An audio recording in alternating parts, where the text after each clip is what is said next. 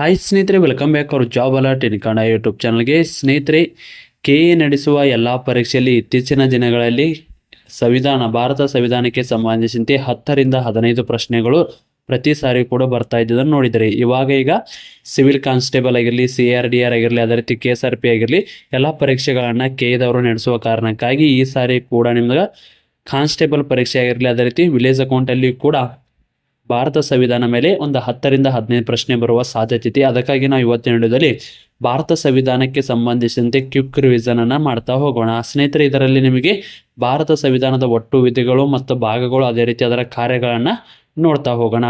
ಸ್ನೇಹಿತರೆ, quick revision ಇರ್ತಾ miss ಮಾಡ್ಕೋಕ್ ಹೋಗ್ಬೇಡ್ರಿ. ಬನ್ನಿ ಸ್ನೇಹಿತರೆ, ಆಗಿದ್ರೆ ವಿಡಿಯೋನ ಸ್ಟಾರ್ಟ್ ಮಾಡೋಣ. ಇನ್ನೊಂದು ನಿಮ್ದು 10 ದಿವಸ ಮಾತ್ರ ಟೈಮ್ ಐತಿ. ಅವಾಗ ನೀವು ಯಾವ ರೀತಿ ಯಾವನ್ನ ಓದ್ಬೇಕಪ್ಪ ಅಂದ್ರೆ ಈ ರೀತಿ ಕ್ವಿಕ್ ರಿವಿಷನ್ ಸಂಬಂಧ ಶಾರ್ಟ್ಕಟ್ ವೇದಾಗ ಓದಬೇಕು. ಆಲ್ರೆಡಿ ಈಗ ಇದಕ್ಕೆ ಸಂಬಂಧಿಸಿದ ಡೀಟೇಲ್ಸ್ ನೋಟ್ಸ್ ಓದಿರ್ತೀರಿ.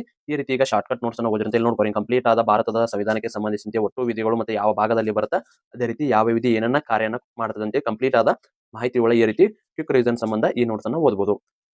ಈಗ ಆದಷ್ಟು ಕೊನೆ ಹಂತದಲ್ಲಿ ಏನ್ ಮಾಡ್ಬೇಕಪ್ಪ ಅಂದ್ರೆ ಒನ್ ಡೇ ರಿವಿಷನ್ ಪರ್ಪಸ್ ಸ್ಟಡಿಯನ್ನು ಮಾಡ್ಬೇಕು. ರಿವಿಷನ್ ಪರ್ಪಸ್ ಯಾವ ರೀತಿಯಪ್ಪ ಅಂದ್ರೆ ಇಷ್ಟು ದಿವಸ ಏನು ಓದಿರ್ತಲ್ಲ ಅದನ್ನ ಒಂದ್ ಕಡೆ ಶಾರ್ಟ್ ನೋಟ್ಸ್ ಅನ್ನ ಮಾಡ್ಕೊಂಡಿರಲಿಲ್ಲಪ್ಪ ಅಂದ್ರೆ ನಿಮಗೆ ಶಾರ್ಟ್ ನೋಟ್ಸ್ ಅನ್ನ ಪ್ರೊವೈಡ್ ಮಾಡ್ತೀರಿ. ಸ್ನೇಹಿತರಿಗೆ ಆಲ್ರೆಡಿ ನೀವು ಭಾರತ ಇತಿಹಾಸಕ್ಕೆ ಸಂಬಂಧಿಸಿ ಕಡಿಮೆ ಒಂದು 700-800 ಪೇಜ್ ಓದಿರ್ತೀರಿ. ನಾವು ನಿಮಗೆ ಭಾರತ ಇತಿಹಾಸಕ್ಕೆ ಸಂಬಂಧಿಸಿದ ಕಡಿಮೆ ಸಮಯದಲ್ಲಿ ರಿವಿಷನ್ ಮಾಡೋ ಸಲುವಾಗಿ ಒಂದು 100 ಪೇಜ್ ಇರೋ PDF ಅನ್ನ ರೆಡಿ ಮಾಡಿದ್ದೀವಿ.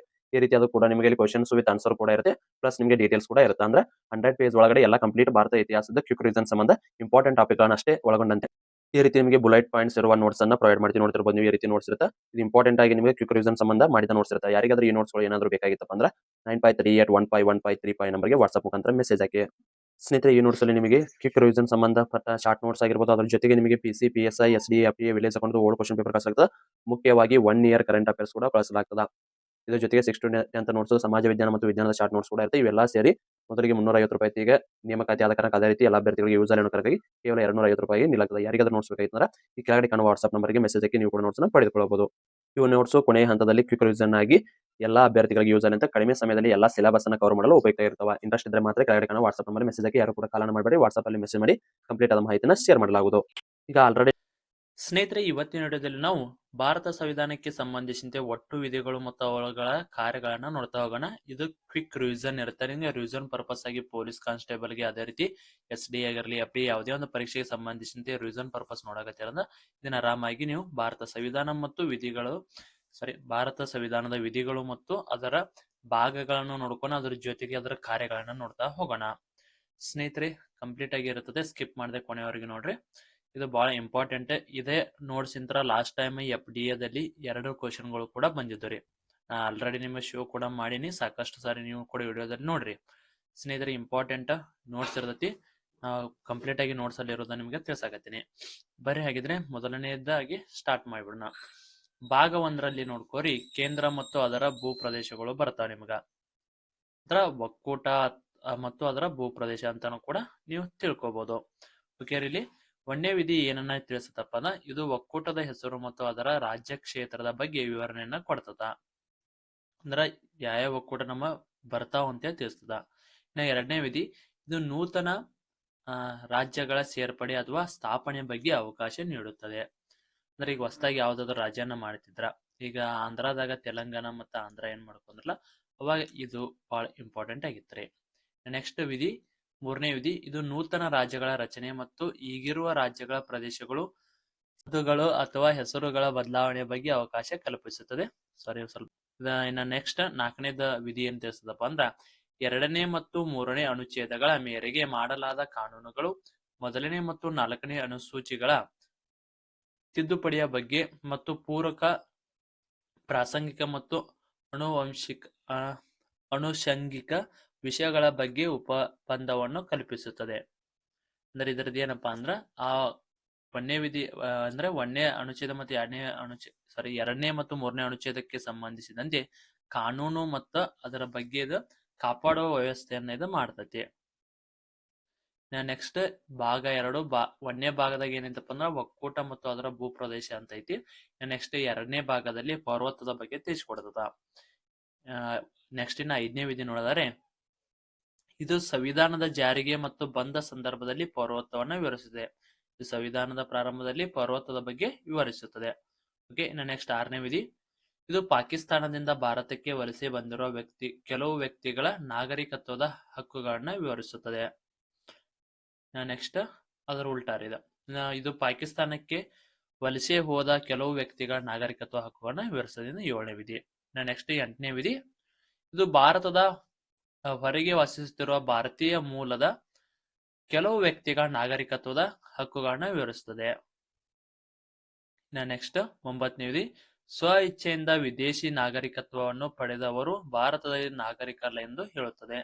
ನೆಕ್ಸ್ಟ್ ಕೊಹ್ಲಿ ಅವರು ಇಂಗ್ಲೆಂಡ್ನ ಪೌರತ್ವನ ಪಡೆಯಕ ಮುಂದಾಗತ್ತಾರ, ಅಂದ್ರೆ ನಿವೃತ್ತಿ ಹೊಂದಿದ ಮೇಲೆ. ಅಂದ್ರ ಅವ್ರೇನ್ರ ಅಲ್ಲಿ ಪೌರತ್ವ ಪಡ್ಕೊಂಡ್ರಂದ್ರ ಇಲ್ಲಿ ಭಾರತದ ಪೌರತ್ವ ಅವರಿಗೆ ಇರುವುದಿಲ್ಲ, ಅಂದ್ರೆ ಸ್ವ ಇಚ್ಛೆಯಿಂದ ಅವರು ಅತ್ತಾಗ ಹೋಗ್ಯಾರ ಅಂತ ತಿಳ್ಕೊಬಹುದು. ಓಕೆ. ನೆಕ್ಸ್ಟ್ 10ನೇ ವಿಧಿ. ಇದು ನಾಗರಿಕತ್ವದ ಹಕ್ಕುಗಳ ಮುಂದುವರಿಕೆಯ ಬಗ್ಗೆ ವಿವರಿಸುತ್ತದೆ. ಅಂದ್ರೆ ಪೌರತ್ವದ ಹಕ್ಕುದ ಬಗ್ಗೆ ಮುಂದುವರಿಸ್ತದ ಮಾಹಿತಿನ ಕೊಡ್ತೈತಿ.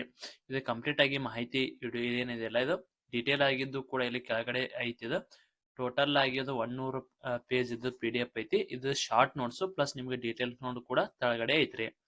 ನಮ್ ಕಡೆ ನೋಟ್ಸ್ ತಗೊಂಡ್ರ ಆಲ್ರೆಡಿ ಇದನ್ನ ರಿವಿಷನ್ ಮಾಡ್ಕೊಂಡಿರ್ಬೋದು. ಓಕೆ ರೀ. ನೆಕ್ಸ್ಟ್ ಇದು ಸಂಸತ್ತು. ನೆಕ್ಸ್ಟ್ 11ನೇ ವಿಧಿ.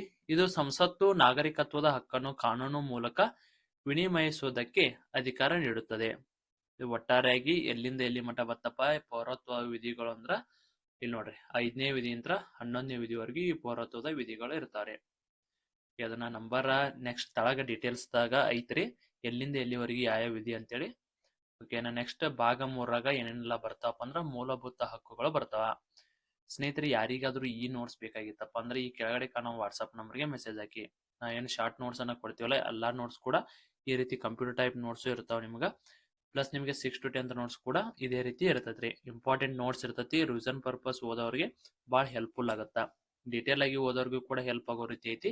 ಮತ್ತೆ ನಿಮಗೆ ಅದೇ ರೀತಿ ಶಾರ್ಟ್ ನೋಟ್ಸ್ ಅಂದ್ರೆ ಕಡಿಮೆ ಸಮಯದಲ್ಲಿ ಎಲ್ಲ ಸಿಲೆಬಸ್ ಅನ್ನ ಕವರ್ ಮಾಡಕ್ಕೆ ಈ ನೋಟ್ಸ್ ತುಂಬಾ ಉಪಯುಕ್ತವಾಗಿರ್ತದೆ. ಬೇಕಾದ್ರೆ ಈ ನಂಬರ್ಗೆ ಮೆಸೇಜ್ ಹಾಕ್ರಿ.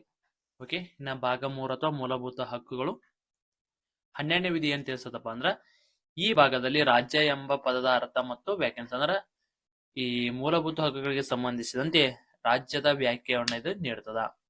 ನೆಕ್ಸ್ಟ್ ಅಂದ್ರ ಅರ್ಥ ನೀಡ್ತದಂತ ಹೇಳ್ಬೋದು. 13ನೇ ವಿಧಿ. ಮೂಲಭೂತ ಹಕ್ಕುಗಳನ್ನು ಅವುಗಳ ಮೂಲ ಅರ್ಥಕ್ಕೆ ಭಂಗ ಬರದ ಹಾಗೆ 368ನೇ ವಿಧಿಯ ಪ್ರಕಾರ ತಿದ್ದುಪಡಿಯನ್ನ ಮಾಡಬಹುದು ಅಂತ ತಿಳಿಸಿದಾರ. ಅಂದ್ರೆ ಈ ವಿಧಿ ಪ್ರಕಾರ ಏನಾದ್ರೂ ಮೂಲಭೂತ ಹಕ್ಕುಗಳಿಗೆ ಏನಾದ್ರೂ ಭಂಗ ಉಂಟಾಯ್ತಪ್ಪ ಅಂದ್ರ ಅವಾಗ 368ನೇ ವಿಧಿಯನ್ನ ನಾವು ಇಟ್ಟುಕೊಂಡು ಇದನ್ನ ಭಂಗ ಬಂದಿದ್ದನ್ನ ಚೇಂಜ್ ಮಾಡ್ಕೋಕ ಅಧಿಕಾರ ಐತೆ ಅಂತೇಳಿ ತಿಳಿಸ್ತದ. ನೆಕ್ಸ್ಟ್ 14ನೇ ವಿಧಿ. ಇದು ಕಾನೂನಿನ ಮುಂದೆ ಎಲ್ಲರೂ ಸಮಾನರು ಎಂದು ತಿಳಿಸ್ತದ. 15ನೇ ವಿಧಿ. ಕುಲ, ಜಾತಿ, ಧರ್ಮ, ಲಿಂಗ, ಜನ್ಮಸ್ಥಳಗಳ ಆಧಾರದ ಮೇಲೆ ರಾಜ್ಯವು ಪಕ್ಷಪಾತ ಮಾಡಬಾರದು ಎಂದು ಹೇಳ್ತದಾರೆ. ಓಕೆ. ನೆಕ್ಸ್ಟ್ 16ನೇ ವಿಧಿ. ಇದು ಸಾರ್ವಜನಿಕ ನಿಯೋಜನೆಯ ವಿಷಯದಲ್ಲಿ ಸಮಾನಾವಕಾಶ ನೀಡುವ ಬಗ್ಗೆ ವಿವರಣೆ ಕೊಡ್ತೈತ್ರಿ. ಅಂದ್ರೆ 16ನೇ ವಿಧಿ ಏನಪ್ಪಾ ಅಂದ್ರೆ ಸಾರ್ವಜನಿಕ ನೇಮಕಾತಿ ವಿಷಯದಲ್ಲಿ ಸಮಾನ ಅವಕಾಶನ ಕೊಟ್ಟೈತಿ. ನೆಕ್ಸ್ಟ್ 17ನೇ ವಿಧಿ. ಇದು ಅಸ್ಪೃಶ್ಯತೆಯನ್ನು ನಿಷೇಧವನ್ನ ಮಾಡೈತಿ. ಇದು ಪ್ರಶ್ನೆ ಬಹಳ ಸಾರಿ ಬಂದೈತ್ರಿ. 17ನೇ ವಿಧಿ ಏನಕ್ಕೆ ಸಂಬಂಧಿಸಿದಂತೆ ಪ್ರಶ್ನೆ ಕೂಡ ಬಂದೈತಿ. ನೆಕ್ಸ್ಟ್ 18ನೇ ವಿಧಿ. ಇದು ಬಿರುದುಗಳ ರದ್ದತಿಯನ್ನ ಕುರಿತಂತಂದ್ರ ಬ್ರಿಟಿಷರ ಕಾಲದಾಗ ಒಂದಿಷ್ಟು ಮಂದಿಗೆ ಒಂದಿಷ್ಟು ಜನಕ್ಕ ಒಂದಿಷ್ಟು ಬಿರುದುಗಳನ್ನ ಕೊಟ್ಟಿದ್ರು, ಅವನ ರದ್ದತಿಯನ್ನ ಮಾಡೈತಿ. ನೆಕ್ಸ್ಟ್ 19ನೇದು.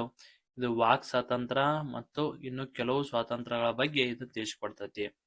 ವಾಕ್ ಸ್ವಾತಂತ್ರ್ಯ ಇತರೆ ಸ್ವಾತಂತ್ರ್ಯಕ್ಕೆ ಸಂಬಂಧಿಸಿದ ಕೆಲವು ಹಕ್ಕುಗಳ ಬಗ್ಗೆ ಅಂದ್ರೆ ನೀವು ಮಾತಾಡುವ ಸರ್ವೋತ್ತರವಾಗಿ ಅಂದ್ರೆ ನೀವು ಯಾರದೇ ಮುಂದೆ ಯಾವುದೇ ತಪ್ಪಿಲ್ಲಪ್ಪ ಅಂದ್ರೆ ನೀವು ಅವ್ರಿಗೆ ಎದರ ಉತ್ತರವನ್ನ ಕೊಡಾಕ ನಿಮ್ಗೆ ಹಕ್ಕು ಐತಿ ಅಂತೇಳಿ ವಾಕ್ ಸ್ವಾತಂತ್ರ್ಯನ ಕೊಟ್ಟೈತಿ. ನೆಕ್ಸ್ಟ್ 20ನೇದು.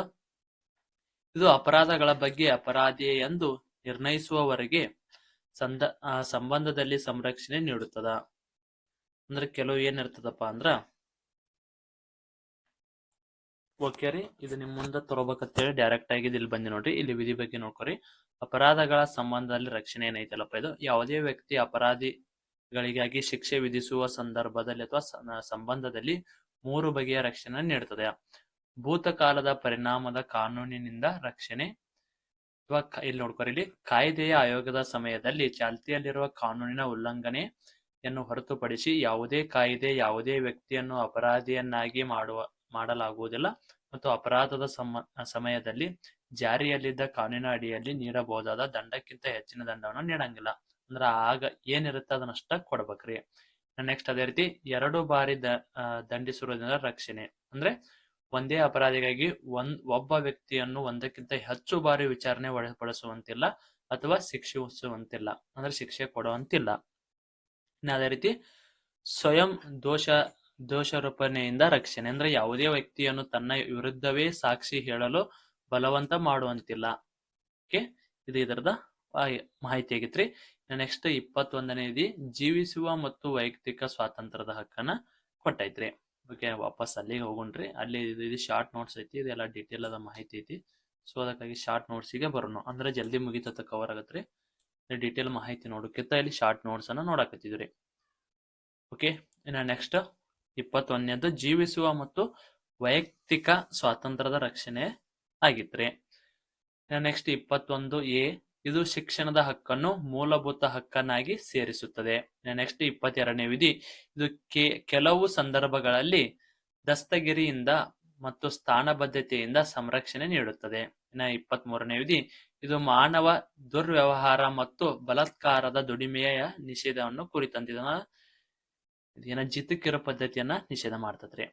ಓಕೆ, ಇನ್ನ 24ನೇ ವಿಧಿ 14 ವರ್ಷದ ಒಳಗಿನ ಮಕ್ಕಳನ್ನು ಗಣಿಯಲ್ಲಿ ಅಪಾಯಕಾರಿ ಉಂಟು ಮಾಡುವ ಯಾವುದೇ ಕೆಲಸದಲ್ಲಿ ತೊಡಗಿಸುವಂತಿಲ್ಲ ಅಂತ ನಿಷೇಧವನ್ನು ಕೊಟ್ಟೈತ್ರಿ. 25ನೇ ವಿಧಿ ಇದು ಅಂತರ್ಸಾಕ್ಷಿ ಸ್ವಾತಂತ್ರ್ಯ ಮತ್ತು ಧರ್ಮದ ಅಬಾಧಿತ ಅವಲಂಬನೆ ಆಚರಣೆ ಮತ್ತು ಪ್ರಚಾರದ ಸ್ವಾತಂತ್ರ್ಯವನ್ನು ನೀಡುತ್ತದೆ. ನೆಕ್ಸ್ಟ್ 26ನೇ ವಿಧಿ ಇದು ಧಾರ್ಮಿಕ ವ್ಯವಹಾರಗಳನ್ನು ನಿರ್ವಹಿಸಲು ಸ್ವಾತಂತ್ರ್ಯ ನೀಡುತ್ತದೆ. ನೆಕ್ಸ್ಟ್ 27ನೇ ವಿಧಿ ಇದು ಯಾವುದೇ ನಿರ್ದಿಷ್ಟ ಧರ್ಮದ ಉನ್ನತಿಗಾಗಿ ತೆರಿಗೆಗಳ ಸಂದಾಯದ ಬಗ್ಗೆ ಸ್ವಾತಂತ್ರ್ಯ ನೀಡುತ್ತದ. ನೆಕ್ಸ್ಟ್ ಅದೇ ರೀತಿ 28ನೇ ವಿಧಿ ಅಂದ್ರೆ ಒಂದಿಷ್ಟು ಶಾರ್ಟ್ ನೋಟ್ಸ್ ಮಾಡಿ ಇಟ್ಕೊಂಡಿರ್ತೀರಿ, ಒಂದೊಂದು ಪ್ರಶ್ನೆಗಳು ಉಂಟಾಕಲ್ಲ, ಆ ರೀತಿ ಅದನ್ನ ಮಾಡ್ಕೊಂಡಿರ್ತದೆ. ಓಕೆನೆ, 28ನೇ ವಿಧಿ ಕೆಲವು ಶೈಕ್ಷಣಿಕ ಸಂಸ್ಥೆಗಳಲ್ಲಿ ನಡೆಯುವ ಧಾರ್ಮಿಕ ಶಿಕ್ಷಣದಲ್ಲಿ ಅಥವಾ ಧಾರ್ಮಿಕ ಉಪಾಸನೆಯಲ್ಲಿ ಹಾಜರಾಗುವ ಸ್ವಾತಂತ್ರ್ಯವನ್ನು ನೀಡುತ್ತದ. ಕೆಲವು ಶೈಕ್ಷಣಿಕ ಸಂಸ್ಥೆಗಳಲ್ಲಿ ನಡೆಯುವ ಧಾರ್ಮಿಕ ಶಿಕ್ಷಣದಲ್ಲಿ ಅಥವಾ ಧಾರ್ಮಿಕ ಉಪಾಸನೆಯಲ್ಲಿ ಹಾಜರಾಗುವ ಸ್ವಾತಂತ್ರ್ಯವನ್ನು ಯಾವ್ದು ನೀಡಿತಪ್ಪ ಅಂದ್ರೆ 28ನೇ ವಿಧಿ ನಿಮ್ಗ ತಿಳಿಸಿಕೊಡ್ತದ. ಇನ್ನು ನೆಕ್ಸ್ಟ್ 29ನೇ ವಿಧಿ ಇದು ಅಲ್ಪಸಂಖ್ಯಾತರ ಹಿತಾಸಕ್ತಿಗಳ ರಕ್ಷಣೆಯನ್ನ ಕುರಿತಂತಿದೆ. ಅಲ್ಪಸಂಖ್ಯಾತರ ಅಂದ್ರೆ ಕೇವಲ ಮುಸ್ಲಿಂ ಅಷ್ಟೇ ಅಲ್ಲ ರೀ, ಕ್ರೈಸ್ತರು ಬರ್ತಾರ, ಬುದ್ಧರು ಬರ್ತಾರ, ಜೈನರು ಬರ್ತಾರ. ಓಕೆ, 30ನೇ ವಿಧಿ ಇದು ಶೈಕ್ಷಣಿಕ ಸಂಸ್ಥೆಗಳನ್ನು ಸ್ಥಾಪಿಸುವ ಮತ್ತು ಅವುಗಳ ಆಡಳಿತ ನಡೆಸುವುದಕ್ಕೆ ಅಲ್ಪಸಂಖ್ಯಾತರ ಹಕ್ಕು ಕೂಡ ಕುರಿತಂತಿದೆ.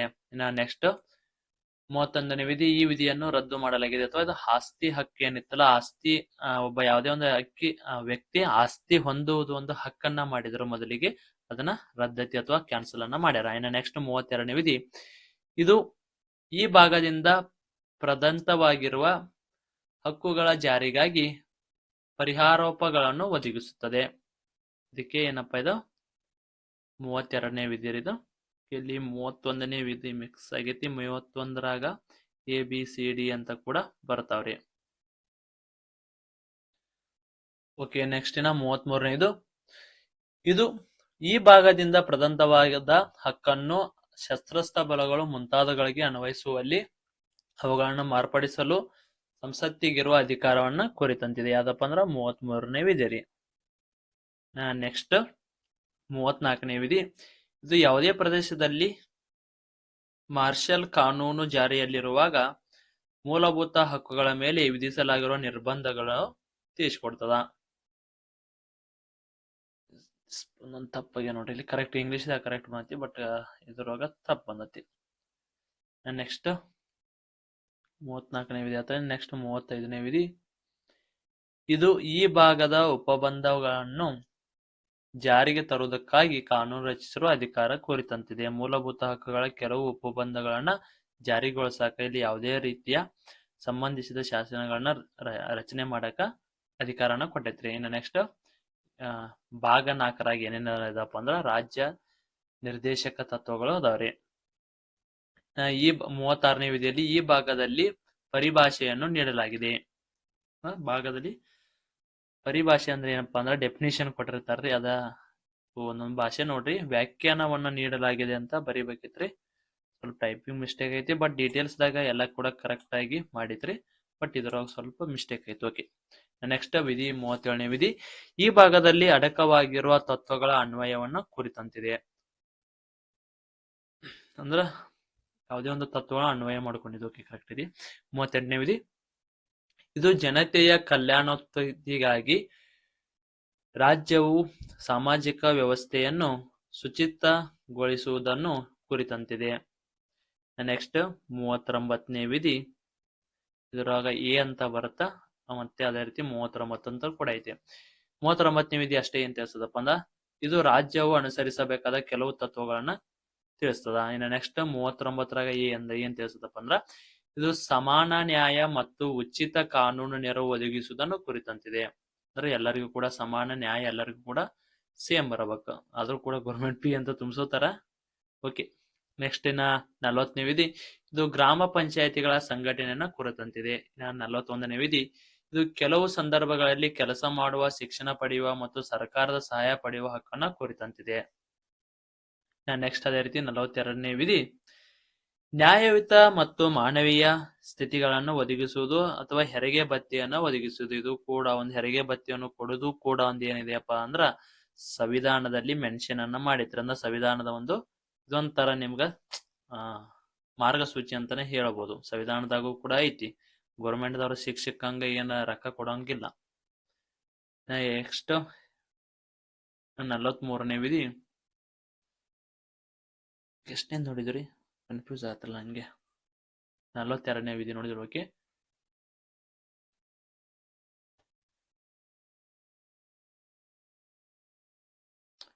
ಇದು ಕೆಲಸಗಾರನಿಗೆ ಜೀವನ ಮಂಜೂರಿ ಇತ್ಯಾದಿ ನಿರ್ವಹಣೆ ಮಾಡ್ತದ. ಇನ್ನು 44ನೇ ವಿಧಿ, ಇದು ನಾಗರಿಕರಿಗೆ ಏಕರೂಪದ ಸಿವಿಲ್ ಸಂಹಿತೆಯನ್ನು ಕಲ್ಪಿಸುವುದು ಕುರಿತಂತಿದೆ. 44ನೇ ವಿಧಿ ಏನೈತಪ್ಪ ಅಂದ್ರ ಪೌರರಿಗೆ ಏಕರೂಪದ ನಾಗರಿಕ ಸಂಹಿತೆಯನ್ನ ನೀಡ್ತದ್ರಿ. ನೆಕ್ಸ್ಟ್ 44ನೇ ವಿಧಿ, ಇದು ನಾಗರಿಕ ಏಕರೂಪ. ಓಕೆ, ಇದಾಯ್ತು. 45ನೇ ವಿಧಿ, ಇದು ಮಕ್ಕಳಿಗೆ ಉಚಿತ ಮತ್ತು ಕಡ್ಡಾಯ ಶಿಕ್ಷಣ ನೀಡುವ ಅವಕಾಶವನ್ನ ಕುರಿತಂತಿದೆ. ಇನ್ನು 46ನೇ ವಿಧಿ, ಇದು ಅನುಸೂಚಿತ ಜಾತಿಗಳ, ಅನುಸೂಚಿತ ಬುಡಕಟ್ಟುಗಳ ಮತ್ತು ಇತರ ದುರ್ಬಲ ವರ್ಗಗಳ ಶೈಕ್ಷಣಿಕ ಮತ್ತು ಆರ್ಥಿಕ ಹಿತಾಸಕ್ತಿಗಳ ಸಂವರ್ಧನೆಯನ್ನು ಕುರಿತಂತಿದೆ. ಇನ್ನು ನೆಕ್ಸ್ಟ್ 47ನೇ ವಿಧಿ, ಪೌಷ್ಟಿಕತೆಯ ಮಟ್ಟ ಮತ್ತು ಜೀವನ ಮಟ್ಟವನ್ನು ಹೆಚ್ಚಿಸುವುದು ಹಾಗೂ ಸಾರ್ವಜನಿಕ ಆರೋಗ್ಯವನ್ನು ಸುಧಾರಿಸುವುದು ರಾಜ್ಯದ ಕರ್ತವ್ಯವಾಗಿದೆ. ಇನ್ನು ನೆಕ್ಸ್ಟ್ 48ನೇ ವಿಧಿ, ಇದು ಕೃಷಿ ಮತ್ತು ಪಶುಸಂಗೋಪನೆಯ ಸಂಘಟನೆಯನ್ನ ಕುರಿತಂತಿದೆ. ಇನ್ನು 48ನೇ ವಿಧಿಯೊಳಗ ಎ ವಿಧಿ ರೀ, ಇದು ಪರಿಸರ ಸಂರಕ್ಷಣೆ ಮತ್ತು ಸುಧಾರಣೆ ಮತ್ತು ಅರಣ್ಯಗಳ ವನ್ಯಜೀವಿಗಳ ಸಂರಕ್ಷಣೆ ಕುರಿತು ಇರ್ತದ. ಇನ್ನು ನೆಕ್ಸ್ಟ್ 49ನೇ ವಿಧಿ, ಇದು ರಾಷ್ಟ್ರೀಯ ಮಹತ್ವವುಳ್ಳ ಸ್ಮಾರಕ ಮತ್ತು ಸ್ಥಳಗಳ ಮತ್ತು ವಸ್ತುಗಳ ಸಂರಕ್ಷಣೆ ಮಾಡಕ ಇದು ತಿಳಿಸ್ತದ. ಇನ್ನು ನೆಕ್ಸ್ಟ್ 50ನೇ ವಿಧಿ, ಇದು ನ್ಯಾಯಾಂಗವನ್ನು ಕಾರ್ಯಾಂಗದಿಂದ ಪ್ರತ್ಯೇಕಗೊಳಿಸುವುದು ಕುರಿತಂತಿದೆ. ಇನ್ನು ನೆಕ್ಸ್ಟ್ 51ನೇ ವಿಧಿ, ಇದು ಅಂತಾರಾಷ್ಟ್ರೀಯ ಶಾಂತಿ ಮತ್ತು ಭದ್ರತೆಯನ್ನ ವೃದ್ಧಿಗೊಳಿಸುವುದು ಕುರಿತಂತಿದೆ. ನೆಕ್ಸ್ಟ್ ಭಾಗ 4ನೇ ಭಾಗ ರೀ, ಸ್ವಲ್ಪ ಇದನ್ನ ಮಾಡಬೇಕಿತ್ತು, ಇದನ್ನ ಮಾಡಿಲ್ಲ. ಓಕೆ, ಮೂಲಭೂತ ಕರ್ತವ್ಯಗಳ ಬಗ್ಗೆ ಐತ್ರಿ ಇದು. 4ನೇ ಭಾಗ ಏನೈತಪ್ಪ, ಮೂಲಭೂತ ಕರ್ತವ್ಯಗಳು. ಅದರಾಗ 51 ಎ ಏನೈತಪ್ಪ ಅಂದ್ರ ಇದು ನಾಗರಿಕರಿಗೆ ಅನ್ವಯವಾಗುವ ಮೂಲಭೂತ ಕರ್ತವ್ಯಗಳನ್ನ ಕುರಿತಂತಿದೆ. ನೆಕ್ಸ್ಟ್ ಭಾಗ 5 ಕೇಂದ್ರ ಸರ್ಕಾರ. ಬಹಳ ಪ್ರಶ್ನೆ ಬರೋದು ಇಲ್ಲೇ ರೀ, ರಾಷ್ಟ್ರಪತಿದಾಗಿರ್ಬೋದು, ಅದೇ ರೀತಿ ಉಪರಾಷ್ಟ್ರಪತಿದಾಗಿರ್ಬೋದು. ಇಲ್ಲಿ ಬಹಳ ಕ್ವಶನ್ಗಳು ಬರ್ತಾ ಇದ್ರೆ ಬಹಳ ಇಂಪಾರ್ಟೆಂಟ್. ಅವರ ಅಧಿಕಾರಾವಧಿ ಆಗಿರ್ಬೋದು, ಯಾರು ಯಾವ ಟೈಮ್ದಾಗ ಮಂತ್ರಿ ರಾಷ್ಟ್ರಪತಿ ಆಗಿದ್ರು, ಉಪರಾಷ್ಟ್ರಪತಿ ಆಗಿದ್ರು ಅಂತ ಕೂಡ ಕೇಳ್ತಾರ. ರಾಷ್ಟ್ರಪತಿ ರೀ, ಇದು ಭಾರತದ. ಓಕೆ, 52ನೇ ವಿಧಿ, ಇದು ಭಾರತದ ರಾಷ್ಟ್ರಪತಿಯ ಬಗ್ಗೆ ವಿವರಣೆಯನ್ನ ತಿಳಿಸ್ತದ. 53ನೇ ವಿಧಿ, ಇದು ಒಕ್ಕೂಟದ ಕಾರ್ಯಾಂಗದ ಅಧಿಕಾರವು ರಾಷ್ಟ್ರಪತಿಯಲ್ಲಿ ಹಿತವಾಗಿದೆ ಎಂದು ಹೇಳುತ್ತದೆ. ನೆಕ್ಸ್ಟ್ 54ನೇ ವಿಧಿ, ರಾಷ್ಟ್ರಾಧ್ಯಕ್ಷರ ಚುನಾವಣೆ ಬಗ್ಗೆ ಹೇಳ್ತದ. ಇನ್ನು 55ನೇ ವಿಧಿ, ರಾಷ್ಟ್ರಾಧ್ಯಕ್ಷನ ಚುನಾವಣೆಯ ವಿಧಾನದ ಬಗ್ಗೆ ನಿಮಗೆ ತಿಳುವಳಿಕೆಯನ್ನ ನೀಡ್ತದ. ನೆಕ್ಸ್ಟ್ 56ನೇ ವಿಧಿ, ಇದು ರಾಷ್ಟ್ರಪತಿಯ ಪದಾವಧಿಯನ್ನ ತಿಳಿಸ್ತದ. 56ನೇ ವಿಧಿ ಅಂತ ತಿಳಿಸ್ತಪ್ಪ, ರಾಷ್ಟ್ರಪತಿಯ ಅಧಿಕಾರಾವಧಿಯನ್ನ ತಿಳಿಸ್ತದ. ನೆಕ್ಸ್ಟ್ 57ನೇ ವಿಧಿ ಇದು ಮರು ಚುನಾವಣೆಗೆ ರಾಷ್ಟ್ರಪತಿಗಿರುವ ಅರ್ಹತೆ ಕುರಿತಂತ ಮಾಹಿತಿಯನ್ನ ಕೊಡ್ತದ. 58ನೇ ವಿಧಿ ರಾಷ್ಟ್ರಾಧ್ಯಕ್ಷರ ಹುದ್ದೆಗೆ ಅರ್ಹತೆಗಳನ್ನ ತಿಳಿಸ್ತದ. ರಾಷ್ಟ್ರಪತಿ ಚುನಾವಣೆ ಅರ್ಹತೆಯನ್ನು ತಿಳಿಸ್ತದ. 59ನೇ ವಿಧಿ ರಾಷ್ಟ್ರಾಧ್ಯಕ್ಷ ಹುದ್ದೆಯ ನಿಯಮಗಳ ಬಗ್ಗೆ ತಿಳಿಸ್ತದ ಅಥವಾ ರಾಷ್ಟ್ರಪತಿಯ ಹುದ್ದೆಗಳ ಬಗ್ಗೆ ತಿಳಿಸ್ತದ. ನೆಕ್ಸ್ಟ್ 60ನೇ ವಿಧಿ ಇದು ರಾಷ್ಟ್ರಪತಿಯಿಂದ ಪ್ರಮಾಣ ವಚನ ಅಥವಾ ದೃಢೀಕರಣವನ್ನ ಕುರಿತಂತಿದೆ. ನೆಕ್ಸ್ಟ್ 61ನೇ ವಿಧಿ ಇದು ರಾಷ್ಟ್ರಪತಿಯ ಮಹಾ ಅಭಿಯೋಗದ ಬಗ್ಗೆ ಕಾರ್ಯ ವಿಧಾನವನ್ನ ತಿಳಿಸುತ್ತದೆ. ನೆಕ್ಸ್ಟ್ 62ನೇ ವಿಧಿ ರಾಷ್ಟ್ರಪತಿಯವರ ಹುದ್ದೆ ಖಾಲಿಯಾದಾಗ ಅದನ್ನು 6 ತಿಂಗಳ ಒಳಗಾಗಿ ಚುನಾವಣೆ ಆಯೋಗ ನಡೆಸತಕ್ಕದು ಎನ್ನುವುದರ ಬಗ್ಗೆ ಮಾಹಿತಿಯನ್ನ ಕೊಡ್ತದೆ. ನೆಕ್ಸ್ಟ್ ಅದೇ ರೀತಿ ಇಷ್ಟೊತ್ತ ರಾಷ್ಟ್ರಪತಿ ಬಗ್ಗೆ ತಿಳ್ಕೊಂಡ್ರೆ ಈಗ ಉಪರಾಷ್ಟ್ರಪತಿ ಬಗ್ಗೆ 63ನೇ ವಿಧಿ ಇದು ಭಾರತದ ಉಪರಾಷ್ಟ್ರಪತಿ ಬಗ್ಗೆ ತಿಳುವಳಿಕೆ ಅಥವಾ ವಿವರಣೆಯನ್ನು ನೀಡುತ್ತದೆ. ನೆಕ್ಸ್ಟ್ 64ನೇ ವಿಧಿ ಉಪರಾಷ್ಟ್ರಪತಿಯವರ ರಾಜ್ಯಸಭೆಯ ಅವಧಿಯ ಬಗ್ಗೆ ಸಭಾಪತಿ ಆಗಿರುತ್ತಾರೆ ಅಂತೇಳಿ ತಿಳಿಸ್ತದ. ಎಷ್ಟು 64ನೇ ವಿಧಿ. ಓಕೆನಾ. ನೆಕ್ಸ್ಟ್ 68ನೇ ವಿಧಿ ಆಯ್ತಲ್ಲ. ಓಕೆ 69ನೇ ವಿಧಿ ಇದು ಉಪರಾಷ್ಟ್ರಪತಿಯಿಂದ ಪ್ರಮಾಣ ವಚನವನ್ನ ದೃಢೀಕರಣವನ್ನ ತಗೋತದೆ. ನೆಕ್ಸ್ಟ್ 70ನೇ ವಿಧಿ ಇದು ಇತರ ಆಕಸ್ಮಿಕ ಸಂದರ್ಭಗಳಲ್ಲಿ ರಾಷ್ಟ್ರಪತಿಯ ಕಾರ್ಯ ನಿರ್ವಹಣೆಗ ಮಾಡ್ತದ. ಇನ್ನು ನೆಕ್ಸ್ಟ್ 71ನೇ ವಿಧಿ ಇದು ರಾಷ್ಟ್ರಪತಿ ಅಥವಾ ಉಪರಾಷ್ಟ್ರಪತಿಯ ಚುನಾವಣೆಗೆ ಸಂಬಂಧಿಸಿದಂತ ಅಥವಾ ಸೇರಿದ ವಿಷಯಗಳ ಬಗ್ಗೆ ತಿಳಿಸ್ತದ. ನೆಕ್ಸ್ಟ್ 72ನೇ ವಿಧಿ ಇದು ಕೆಲವು ಪ್ರಕರಣಗಳಲ್ಲಿ ಕ್ಷಮಾದಾನ ಮುಂತಾದವುಗಳನ್ನು ಮಾಡಲು ಶಿಕ್ಷೆಯನ್ನು ಅಮಾನತ್ತು ಇಡಲು ಮಾಫಿ ಅಥವಾ ಪರಿವರ್ತನೆ ಮಾಡಲು ರಾಷ್ಟ್ರಪತಿಗೆ ಅಧಿಕಾರವನ್ನ ಕೊಟ್ಟಿರ್ತಾರ. ಯಾವುದೇ ಒಂದು ವ್ಯಕ್ತಿಗೆ ಈಗ ಶಿಕ್ಷೆ ಆಗೈತಪ್ಪ ಅಂದ್ರೆ ಹೈಕೋರ್ಟ್ದಾಗ ಅಥವಾ ಸುಪ್ರೀಂ ಕೋರ್ಟ್ದಾಗ ಅದನ್ನ ಏನಿದೆಯಲ್ಲ ಅವರು ಆ ವ್ಯಕ್ತಿಗೆ ಕ್ಷಮಾದಾನವನ್ನು ನೀಡುವ ಹಕ್ಕು ರಾಷ್ಟ್ರಪತಿಗೆ ಇರ್ತದೆ. ಇನ್ನು ನೆಕ್ಸ್ಟ್ 73ನೇ ವಿಧಿ ಇದು ಒಕ್ಕೂಟದ ಕಾರ್ಯಾಂಗದ ಅಧಿಕಾರ ವ್ಯಾಪ್ತಿಯನ್ನ ಕುರಿತಂತ ಮಾಹಿತಿಯನ್ನ ಕೊಡ್ತದ. ಸ್ನೇಹಿತರೆ ಒಟ್ಟಾರೆಯಾಗಿ ಇವತ್ತು 73 ವಿಧಿಗಳನ್ನ ನೋಡಿದ್ವಿ. ಸ್ನೇಹಿತರೆ ಇದೇ ರೀತಿಯ ಕಂಪ್ಲೀಟ್ ಆಗಿ ನಿಮ್ಗೆ ವಿಡಿಯೋ ಏನಾದ್ರು ಬೇಕಾಗಿತ್ತಪ್ಪ ಅಂದ್ರ ಕಮೆಂಟ್ ಮೂಲಕ ಎಸ್ ಅಂತ ಕಮೆಂಟ್ ಮಾಡಿದ್ರೆ ಮಾತ್ರ ಇದು ವಿಡಿಯೋ ಕಂಟಿನ್ಯೂ ಆಗ್ತದ. ಮಿನಿಮಮ್ ಅಂದ್ರೂ ಕೂಡ 10ಕ್ಕಿಂತ ಹೆಚ್ಚಿನ ಕಮೆಂಟ್ ಬಂದ್ರೆ ಮಾತ್ರ ವಿಡಿಯೋ ಕಂಟಿನ್ಯೂ ಆಗ್ತದ. ಸೊ ಅದಕ್ಕಾಗಿ ಹೆಚ್ಚಿನ ಜನರಿಗೆ ವಿಡಿಯೋನ ಶೇರ್ ಮಾಡ್ರಿ, ಅದೇ ರೀತಿ ಕಮೆಂಟ್ ಅನ್ನ ಮಾಡ್ರಿ ಎಸ್ ಅಂತ, ಅಂದಾಗಿ ವಿಡಿಯೋ ಕಂಟಿನ್ಯೂ ಆಗುತ್ತಾ. ಇದು ಶಾರ್ಟ್ ನೋಟ್ಸ್ ನಿಮಗೇನಾದ್ರೂ ಬೇಕಾಗಿತ್ತಪ್ಪ ಅಂದ್ರ ಇಲ್ಲಿ ಕೆಳಗಡೆ ಕಾಣುವ ವಾಟ್ಸ್ಆಪ್ ನಂಬರ್ಗೆ ಮೆಸೇಜ್ ಹಾಕಿ ನೀವು ಕೂಡ ನೋಟ್ಸ್ ನ ಪಡೆದುಕೊಳ್ಳಬಹುದ್ರಿ. ಇದೇನ್ ಕಾಣ್ತದಲ್ಲ ಈ ನಂಬರ್ಗೆ ಮೆಸೇಜ್ ಹಾಕಿದ್ರೆ ನಿಮ್ಗೆ ಈ ಶಾರ್ಟ್ ನೋಟ್ಸ್ ಸಿಗುತ್ತಾ. ಇದ್ರ ಜೊತೆಗೆ ಸಾಕಷ್ಟು ಕ್ವಶನ್ ಪೇಪರ್ ಅದಾವ, SD ಅದು FD ಆಗಿರ್ದು, ಅದೇ ರೀತಿ PC PS ಅದು ಕೂಡ ಕ್ವಶನ್ ಪೇಪರ್ ಅನ್ನ ಕಳಿಸಲಾಗ್ತದ. ಯಾರಿಗಾದ್ರೂ ನೋಟ್ಸ್ ಬೇಕಾಯ್ತಾರೆ ಈ ನಂಬರ್ಗೆ ಮೆಸೇಜ್ ಹಾಕಿ ನೀವು ಕೂಡ ಈ ಶಾರ್ಟ್ ನೋಟ್ಸ್ ಪ್ಲಸ್ ಈ ವಿಡಿಯೋ ಮಾಡಕತ್ತಿದ್ರಲ್ಲಿ ಈ ನೋಟ್ಸ್ ಕೂಡ ನಿಮ್ಗೆ ಕಳಿಸಲಾಗ್ತದ. ಸ್ನೇಹಿತರೆ ಮತ್ತೆ ಮುಂದಿನ ವಿಡಿಯೋದಲ್ಲಿ ಸಿಗೋಣ. ಶುಭ ದಿನ.